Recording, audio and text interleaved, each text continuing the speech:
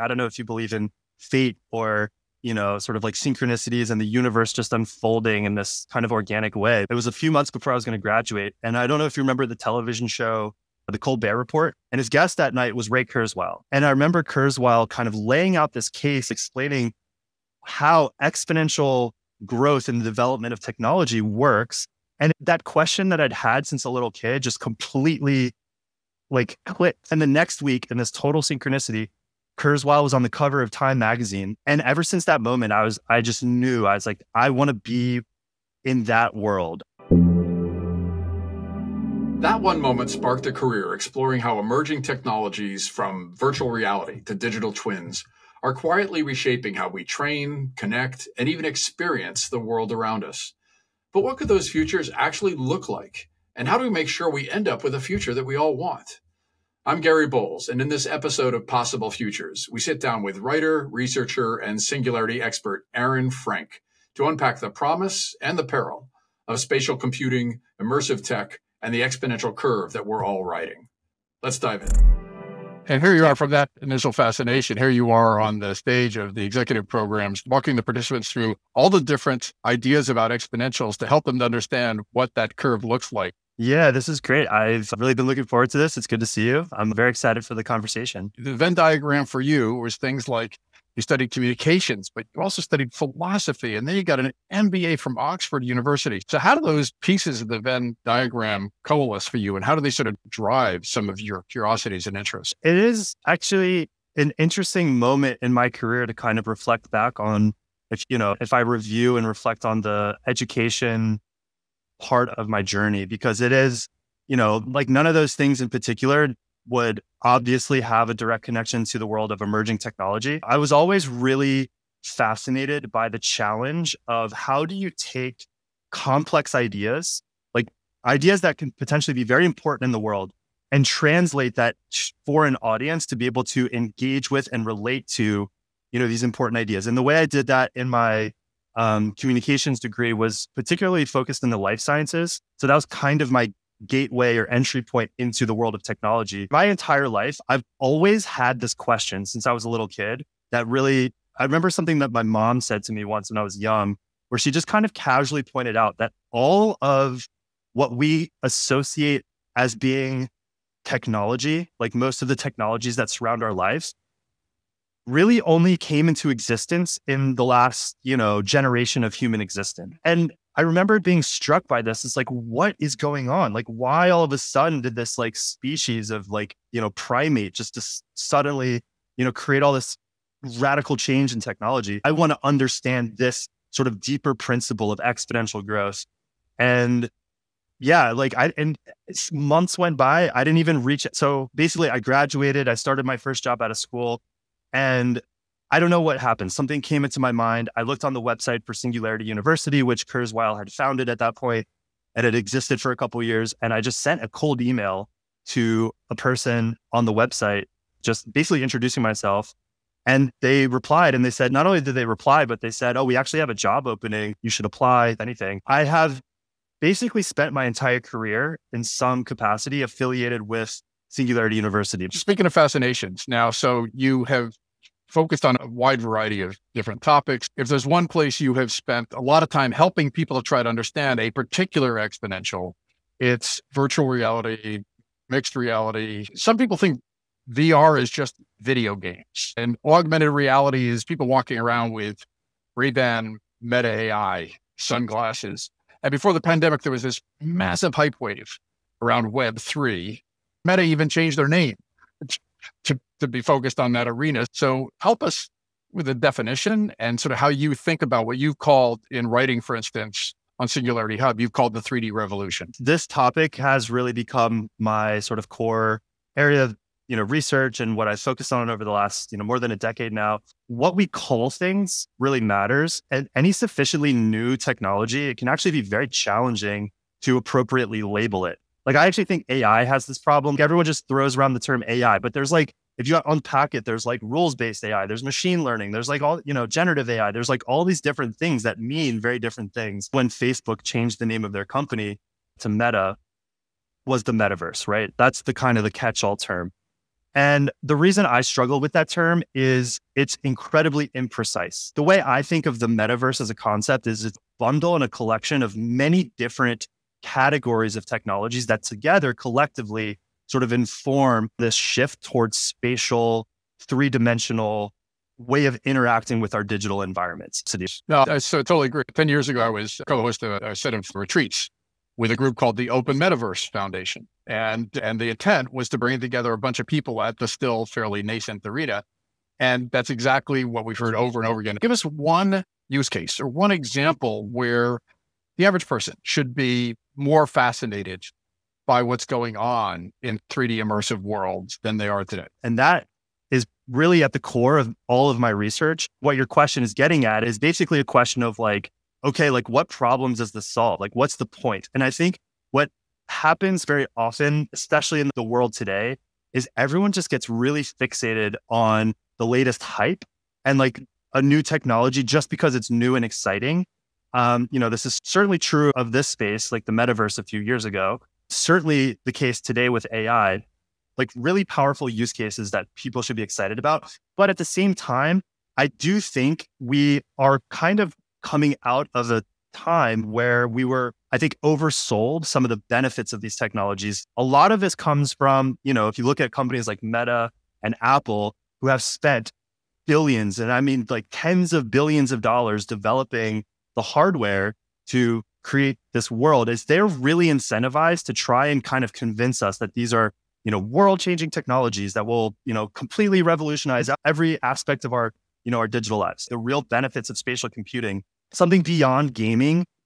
To me, the most obvious and like easiest to understand is training and development. And I would actually love to get your take on this because I know this is a world that you're, super, involved in and expert in with a history. But training and development, basically putting on a VR headset to immerse yourself in a realistic environment, has just demonstrated, and it's been repeated. I've had fascinating conversations with learning officers at big companies who have run the test to compare. Well, we train our employees in the traditional way with like a PowerPoint presentation, and then you put them in a VR environment, like a fully immersive, where it just engages the nervous system, it engages the visual system, it engages, all parts of our way of moving through the world. It's just incredibly powerful. Walmart is probably the easiest example to point to, largely driven by the fact that they were one of the earliest to push virtual training environments. They run, I think, maybe a dozen or so training academies around North America.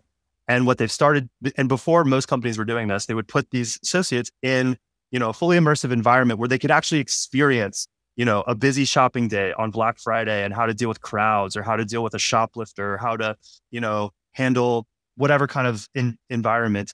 And the learning officer at Walmart that I interviewed pointed out that on any metric of success that they established, VR just outperformed. It just, employees perform better, they're more efficient, injury rates go down, retention goes up, satisfaction levels were improved. It just, like training and development, whether it's in sports with like quarterbacks, learning a skill or, whatever, it's in almost all aspects of any skill that you want to learn. VR is just a super powerful way to develop that skill. Absolutely spot on. The way the research is very clear. The way we learn as humans is by solving real world problems. If you put a slash through real and instead virtual world, you can create an environment where you remove a lot of the risk in the real world. There's a professor at Stanford, a researcher, Jeremy Bailenson, who's like kind of a core figure in the space. He has a model for kind of determining, which kinds of experiences lend themselves to being done in a virtual environment, because some things are better done in the real world. His model is called DICE. Jeremy actually has a quote that I love. He gave it to the Washington Post when the Apple Vision Pro came out. He said, tools like the Vision Pro are really powerful and we should use them, but we should use them hardly at all. And the point he was making, which is really counterintuitive, is that these devices are really powerful for where they're relevant. But again, the use cases are probably a bit more narrow and focused, and we should be clear about, where they're valuable, where some engaging with three-dimensional space is useful. That's where a tool like, augmented or virtual reality, would likely have an interesting role to play. Yeah, absolutely.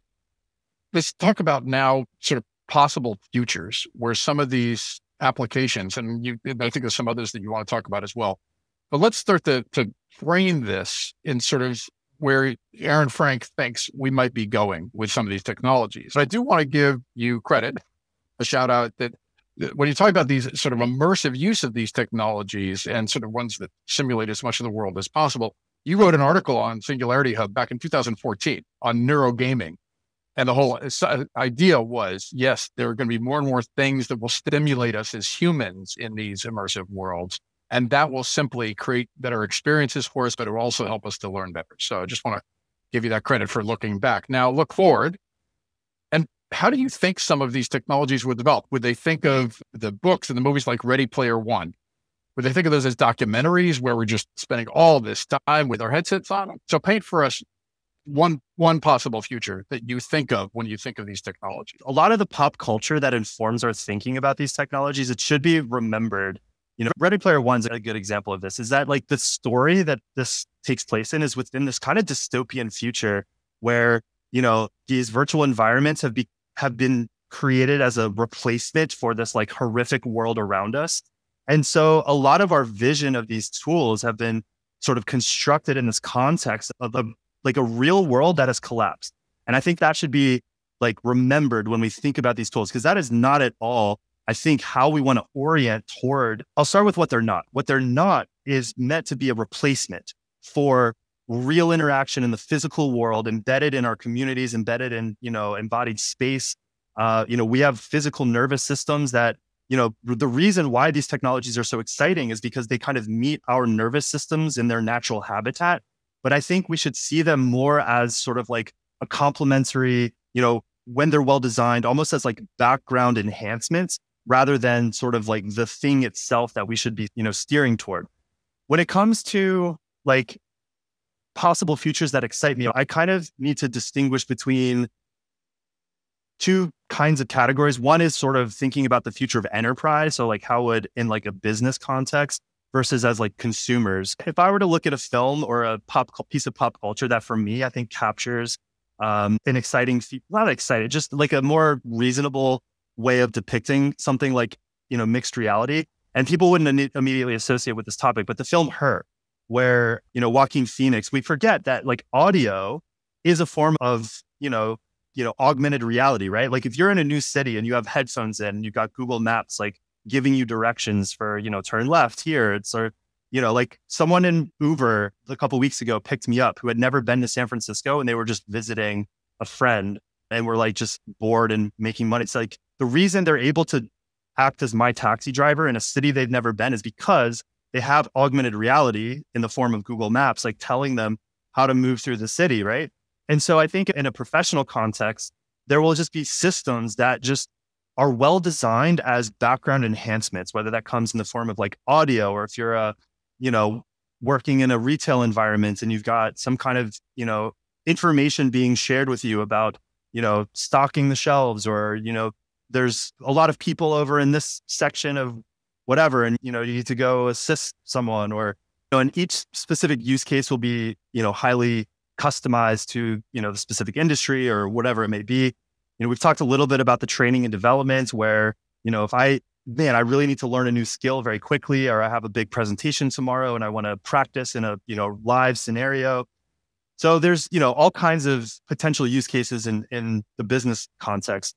The thing that I think about on the consumer side is if you think about what these technologies should really ultimately be about, is that there are new and a kind of very novel form of a communication tool. It's gaming is interesting and, you can get more immersive games, but the thing that really drives the use and adoption of these technologies is when you can experience things with other people in these online environments. And you mentioned Second Life. Like Second Life is a great example where, that is really a social and communication tool, just designed in the interface of being a virtual world.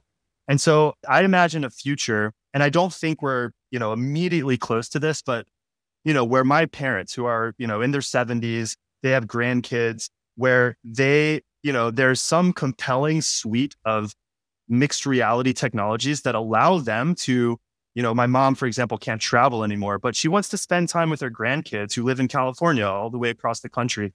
when these technologies have sufficiently developed to the point where we can feel like we are with other people in a natural and compelling way, and then couple that with, embedding those experiences in some kind of virtual simulation of a city we've never been to, or, sitting at an NBA game courtside. It's like those technologies exist today. You can sit courtside at an NBA game today in a virtual environment. But what's not really yet super compelling is integrating that with the social communication part of it.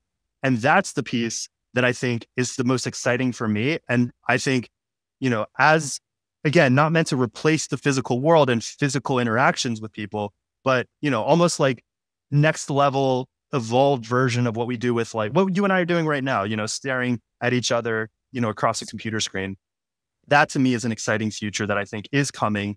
And, we're not there yet, but would drive a lot of adoption in the consumer side of this.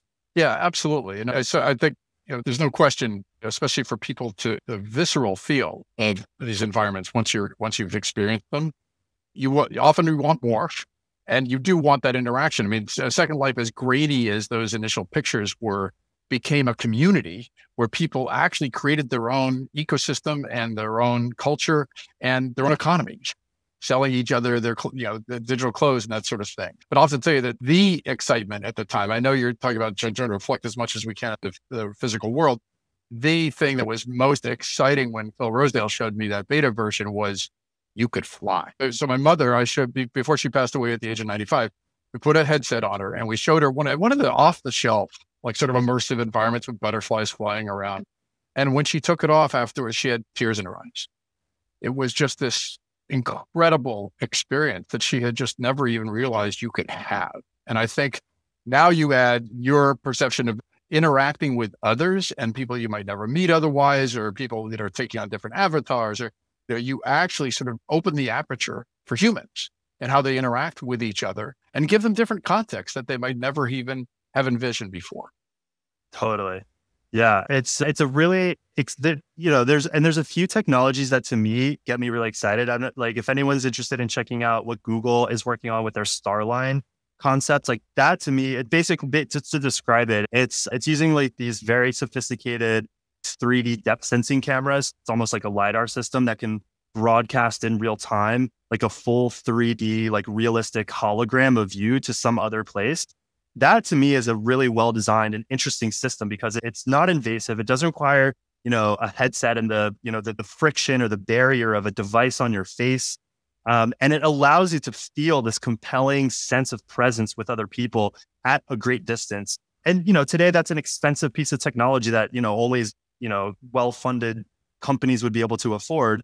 But that's systems like that, technologies like that will, democratize. And that's a big part of what, Singularity focuses on, these exponential curves and, cost curves that come down. That's a window into the kinds of things that will be available to many more people. I mean, there's going to be a day where these glasses, one feature I can just have added to it is that it has the ability to switch immediately into not just mixed reality, but virtual reality. Well, that's like the holy grail of the whole space. That's what Zuckerberg, like, that's what gets him up out of bed, in his like mixed reality world, the reality labs, is that what you just described, the glasses that are just seamless and simple. And that's a ton of engineering challenges that we have to resolve. Let's talk about another possible future. You mentioned Google Maps and you wrote on Singularity Hub, your premise was that a software map of the entire planet could change the world forever. Now that's sometimes called a digital twin, or it's something that reflects the real world that we all live in, but it's, we've got satellites and we've got LiDAR on the ground and we've got all these technologies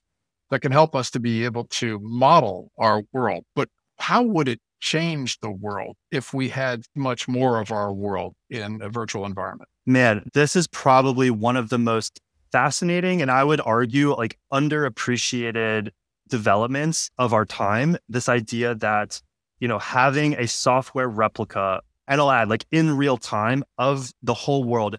And if you think about it, if you just unpack the variety of industries and use cases that would make use of such a, virtual software model, like this is basically, I live in San Francisco. We have Waymo, where it's just, it's a normal part of, living here. And it's always funny to me when friends come to visit me, even from, let's say, like New York or not even that far away, they're like, stunned that they're just these robot cars driving around the city and it's like normal and you can just get inside. Those cars make use of essentially a software replica of the world. The way that they, are creating these live 3D maps with their LiDAR systems. And then essentially the software that guides the car is, guiding them through the software version, what then gets, transported into the physical car. And that's how it's able to move through the world. And, right now we're living through a moment where robotics and autonomous mobility, like AI to power physical systems of autonomy, is getting a lot of attention. And so that's things like drones and tractors, like John Deere autonomous tractors, and inside warehouses with, autonomous mobile robots or AMRs that are like moving through these warehouse spaces. All of those systems rely on having a software replica, kind of like it's like the computer's mental model of the world to be able to move through it, to see it and then enact in it. So that's just, that's, what are we talking about? We're talking about, supply chain and logistics. We're talking about, drone delivery in Mesquite, Texas. Zipline just opened a whole drone port. Now you can like order stuff from Walmart. Like that's like happening now. Like that exists today. We're talking about driverless cars. So that's just that side. Then we haven't even talked about the world of augmented reality. So augmented reality, the ability to sort of layer content on the physical world, also makes use of exactly that same technology of having a live, real-time, one-to-one software map of the world. And, we're probably still a little ways away from any kind of like consumer applications for why that might be, valuable. But, if you think about, we've talked about Uber on this discussion. It's like Uber basically is a consumer app that is made possible by being able to like connect with users located in physical space in a particular place. Right now that exists in a 2-dimensional way, but if you want to add some kind of like 3-dimensional component to it where, I can see that's my Uber, it's got a little, hologram above it that I can see digitally rendered over my, field of view or whatever, that maybe that's like a bad design decision. A designer will come and tell me why that's never going to happen. But at least technologically, you can see whatever we're building from a consumer augmented reality standpoint makes use of that same digital twin. And then the final category is that a software replica of the world. One, what should be mentioned that this also comes with like incredible and immense regulatory questions around sort of like surveillance and sort of making use of such a system. There's like a lot of horrific things that such a system could sort of empower. But at the same time, it also allows for potential like helpful and beneficial things. We'll be able to design cities in a more efficient ways that are more environmentally friendly, that, optimize traffic patterns. And we design, building structures in ways that just make use of, sunlight. I just had a conversation with an EP participant last week who taught me all about how, again, this is probably not new information to people that work in this industry, but that already use like ray tracing physics-based like simulations to optimize the design of solar farms so that we like optimize the, how much light we extract from, or how much energy we extract from these lighting systems. So having a digital twin of the Earth gives us all kinds of tools to build more efficient, environmentally friendly, sort of urban systems that are more aligned with our planet. And that is something that gets me excited. And something that I think we should be orienting toward as a, something we should want to be doing with these technologies. Yeah, absolutely. And I think this is one area where there's just a tremendous number of startups that are leveraging exponential technologies. I just talked to the CEO of Regrow Ag, and they're using satellite imagery to literally be able to calculate the carbon footprint and the uses of things like water on the ground, simply modeling from satellite imagery. And so if we think now of all the ways, if we instrument the world more effectively, that we can do. I know another group that is trying to basically measure every drop of water that falls on Ethiopia, because there's a lot of literally downstream neighbors that care a lot about how Ethiopia uses its water. So, but you mentioned some of the aspects around the regulation and some of the ways to make sure that we don't go off the deep end. There's always a possible future that has more dystopian aspects to it. As a recovering parent, my son's now 29, but it's always something that parents can freak out about. And especially there was a study just done with Roblox, for instance, and maybe you can tell listeners what Roblox is, but that it was just way too easy to create accounts where an adult account could talk to a kid account. And so How do you think about the potential for some of these dystopian uses of technology? The digital twin stuff can be, deeply used for surveillance, as it already is in several countries around the world. So how do you think about what some of that dystopian scenario for the possible future is? And then how would we make sure that doesn't happen? Yeah, there's definitely a long list of potential harms that could result, and honestly already are resulting from, these technologies, and really any new technology. It's kind of a cliche to talk about how, any technology can be used for good or for harm. It's up to us to decide how to do it. When it comes to like what you're describing with the Roblox example is for me a reminder that a lot of the big challenges that come from sort of like how we spend time in these consumer internet spaces are actually not new challenges. Like these are issues that we've been, having to deal with. And that's actually a kind of a deeper insight that I try to teach in my programs, is that just because we're shifting our computing interfaces toward these three-dimensional environments, whether it's a virtual world like Roblox or Minecraft, or to like VR, doesn't mean that we completely like introduce an entirely new phenomenon or a new concept.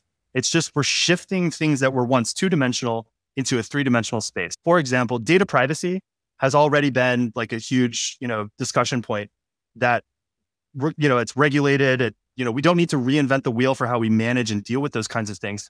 But at the same time, when we move things into three-dimensional environments, there are some things that get introduced. So when it comes to, for example, data privacy in a virtual world for me, it's a very different concept or phenomenon that raises different questions than when you do it when you're talking about just, when I like a picture on Instagram and Instagram gets some data about, what I've liked and haven't liked. When you're in a virtual world, you are embodying three-dimensional space. Very often, especially if you're using a headset, that is, data about your eyes, where you're looking, how long you're looking at something, your, physiology of how you move. There's actually a really interesting movement I believe in Europe, somewhere, I think in Germany, there was someone who basically argues why regulators should treat data that come from virtual worlds differently than the rest of the consumer internet. And we should treat data, let's say in like Roblox, closer to how we would regulate something like biological data.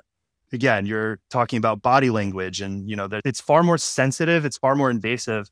And like for me, I'm not really, shy about talking about in programs like the difference between a company's business model like Facebook, which is built on sort of like making use of customers' data to sell to advertise, like it's this like targeted advertising is the business model, for me raises a lot of red flags. I get very worried by the idea of building these like really, big, powerful virtual world concepts, as opposed to something like Second Life. Like Second Life to me is a really great model for a business model. One, because the business model is not in any way built on targeted advertising. Advertising is not part of the business model. It's also a great reminder that you don't need advertising to create a profitable and sustainable, virtual world concept. That's just one example. And there's, tons of other, dystopian futures that we could just, unpack. So now take some of the other exponentials that you're fascinated with, like distributed ledger technology. And is there a marriage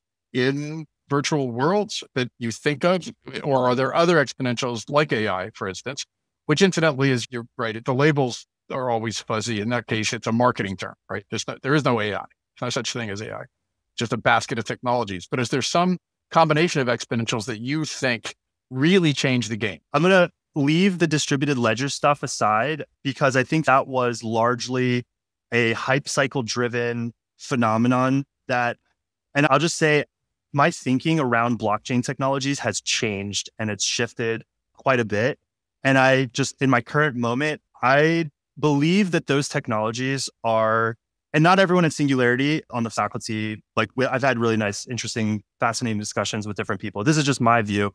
I'm quite skeptical of this ethos of hyper decentralization. Like the thing we should keep in mind is that public blockchains are really a form of governance. It's a governance structure. And it does have a role to play in these virtual worlds because it's a question of what are the governance structures that are going to determine how we construct these spaces. And I find myself in this current moment a bit more sort of skeptical of a lot of the sort of basically these distributed ledger technologies. I think are trying to embed in technology what are actually socially and culturally constructed concepts. So things like ownership, like there's this big narrative that like, oh, well, if your Pokemon in Pokemon Go is on a Niantic server, then you don't own your Pokemon. Like it's you're just renting it out, and there's an argument to be made that that's the case. If like, okay, if I don't own my Pikachu on my own blockchain like as an NFT, then okay, but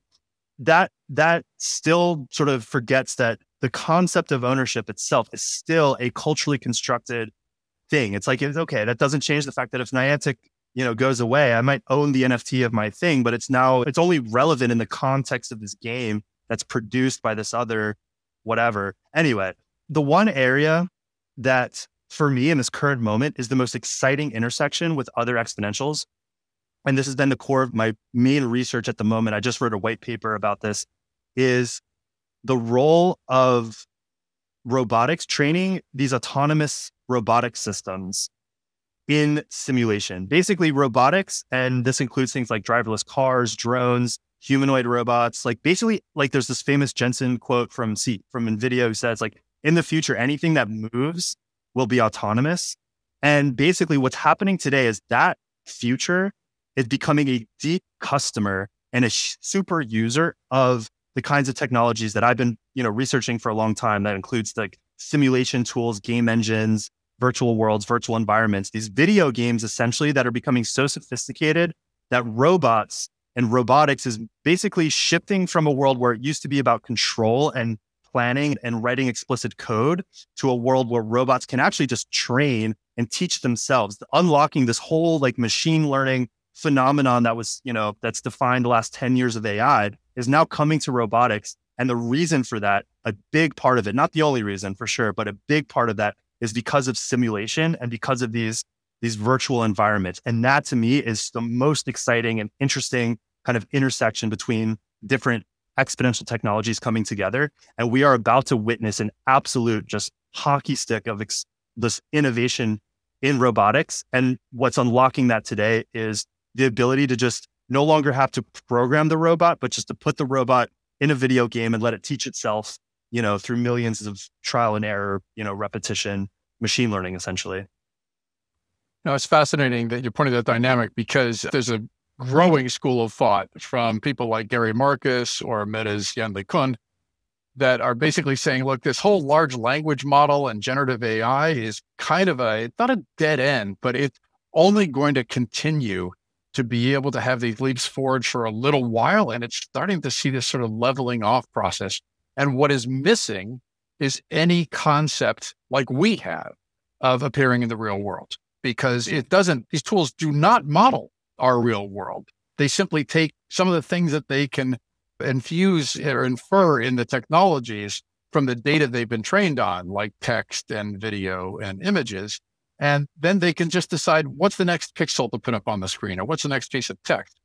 It is the capacity of being immersed in the real world that helps to build real world models. And then the technologies can actually keep on going through the exponential curve. Exactly. And it's such an exciting and interesting moment. And exactly like what you're calling out is that like intelligence, which is really what, AI as an industry is about, trying to model intelligence in a, computational paradigm that, this entire wave that we're living through with generative AI, whether it's, text and, programming or writing genetic information or discovering new materials, a lot of that data, and well, actually materials may be the wrong example here, but basically, predicting what next word comes in a sentence involves processing information that has nothing to do with like three-dimensional space, embedding an intelligence in 3D space. You're just making connections between symbols, basically. What's really, as you're pointing out, that, like LeCun and others have put forward is that our intelligence, like so much of, what makes us as primates, so intelligent is that we're embedded in a three-dimensional world that involves the physics and the physicality of moving through three-dimensional space. And what's happening today is a lot of these AI systems are now starting to learn how to navigate and process information rooted in the context of how things relate to each other embedded in three-dimensional space. And that is what's going to unlock all the kinds of autonomous systems futures that we imagine with robots and drones and whatever. And really the tools to get us there are these, like, it's spatial computing. It's like, it makes total sense. It's what we started at the beginning of this conversation talking about, is that at the core of what my research is about is what is the value of creating digital environments that are rooted in three-dimensional space. And here's a perfect example of why we should care and why that matters is if we really care about creating intelligent systems, then we should remember that most of our intelligence and most of our activities in the world involve moving through three-dimensional space. And while I'm not dismissing the power and benefit of, having genetic, genome compilers and, text generators and all of this, it's incredibly powerful. But to go even to the next level, we have to embed those intelligent systems in three-dimensional space. And that's what's happening today. And we're at the very beginning of it. And it's super exciting. Yeah, no, that's a phenomenal possible future. So you've taken people through a variety of different possible futures when it comes to especially mixed reality and other related exponential technologies. I know people can follow you on LinkedIn. I know they can find a lot of your writings on Singularity Hub. I want to just sort of ask you one more possible future question. So you, Aaron Frank, wake up in the year 2030. What is a Sunday, like a weekend day in your life? Like, walk us through I assume you still wake up. It's 2030. It's not that far in advance. So you wake up, and what's a day an open day that you can program yourself in your life? The picture that I could paint for you probably involves very little technology. I'm a big ice hockey player. That is my like passion and love in the world. Like, and I can't play enough. I play on Sundays. Actually, like the first thing you said when you said Sunday was, oh, that's the day that I play in this like pickup league in San Francisco, this pickup game. Spending time with loved ones, friends, partner, people, that I care about, reading a good book, listening to beautiful music, being surrounded by nature, going on a hike. There's so much in the world to sort of, find beauty, and that has nothing to do with these emerging technologies. And I think the thing that excites me about the technologies is that they actually, in a weird way, allow us to get back toward ourselves, in a sense, like toward sort of like what makes us uniquely, humans, as these like conscious, emotion having, free will having, entities. And the technologies are empowering us to do more in the world.